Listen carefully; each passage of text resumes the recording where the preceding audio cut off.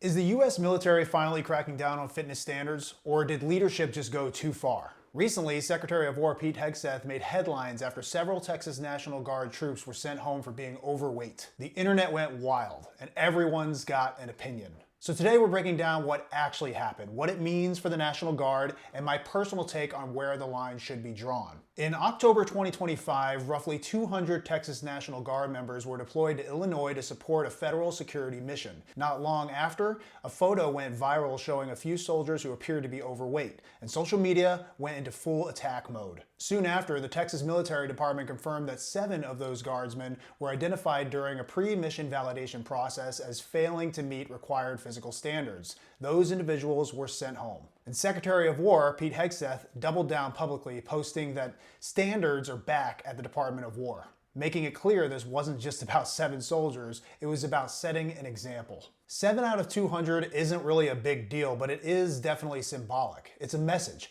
and the message is loud and clear.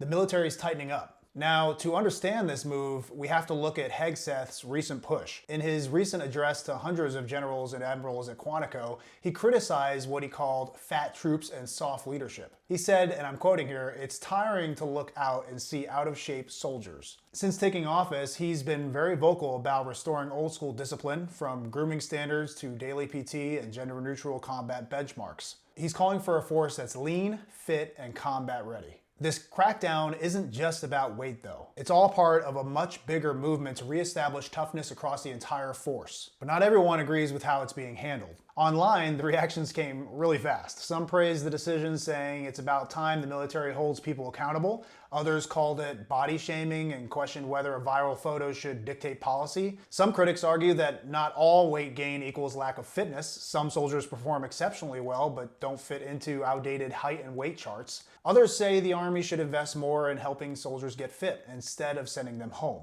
Either way, this story hits a nerve because everyone agrees that standards matter. The real question is, how do we enforce them?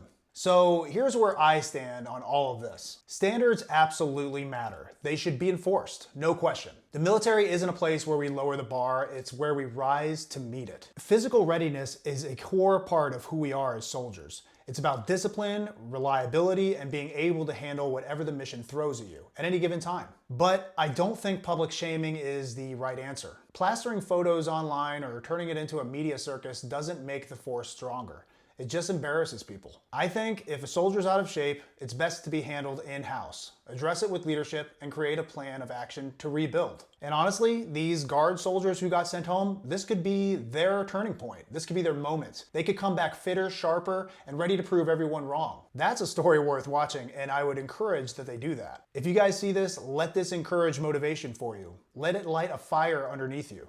Show everyone what grit and accountability really looks like. Because enforcing standards doesn't have to mean tearing people down. It can mean giving them the push they need to rise back up. That's the balance real leadership should aim for. So yeah, this isn't just about a few soldiers being sent home, it's about what kind of force we're building moving forward. We should hold the line on standards. I absolutely believe in that. That's how you maintain discipline and readiness. But we should also believe in a good comeback, because the military isn't about perfection, it's about perseverance. If you got value from this breakdown, make sure to hit that like button and drop your thoughts in the comments. I want to know where you stand on all of this, and make sure you subscribe so you don't miss the next video. For now, stay aware, stay fit, and most importantly, stay gritty, and I will see you on the next one.